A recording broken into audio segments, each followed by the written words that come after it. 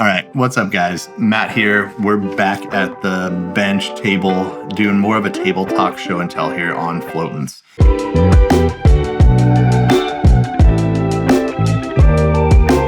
You can see in the cup, we have a few soggy flies. We have some dry flies that are, still fresh right now. And we're going to talk about application of different floatants here. So first and foremost, all of our gel floatants that you're going to see over here, it's our Royal Gel, Loxa, Aquel. So everybody loves this guy. He's awesome. It's a chubby. The way that I like to work this is I just get a small pea-size amount of floatant on my finger, and I'm going to kind of spread it out on my finger, and then I'm going to make sure to deeply work that into the fly. This isn't something that you just want as a surface treatment. You want all of the fibers to get worked in with this. And this is where you're going to coat everything. We're going to make sure to get underneath and cover all of the material really well. That tiny little pea-size amount of floatant is going to do this whole fly. And at the end, we're going to work on dressing the fly. If you have a little comb, that works great. So at this point, we're ready to float nice and high. Now say that, we've been through this guy and he's starting to kind of ride. He's a little sad. If you get to the point where your flies are sinking, you need to dry him off a little bit, so forth. We'll grab this guy. He's a little smaller. I have him tied on. Enter easy dry. This is like fly fisher's equivalent of a food dehydrator.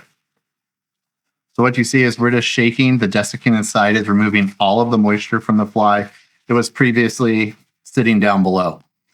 So now at this point, we have a completely dried fly. We can pick from any of our floatants that we want to work with. So say if we take something like fly dip here, and we dip this guy in there, and we just give it the slightest little dry off. A few false casts works as well. And the next time that you present that guy back out there, he is riding nice and high, everything's sitting up, fly's working exactly the way it's designed. If you're more of a dry shake kind of guy, top ride, you can actually just drop that whole pre-wetted fly straight into the top ride, shake it up real well. You can hear the desiccant beads are sucking the moisture out. Everything's working. This is always the fun part. This guy kind of comes out and he looks like a snowman. So you're going to want to give it just a slight little blow off of all the stuff. And now that fly is going to sit nice and high again.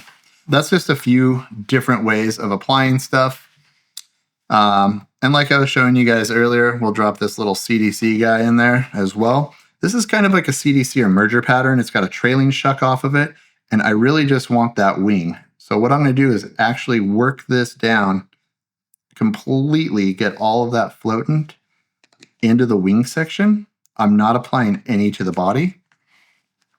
So when you drop your fly out there, again, you're going to be sitting nice and high, the wings floating up. So those are just a few little quick tips on how to add floatant to things. We sunk this guy, we revived this guy. Always apply to a dry fly.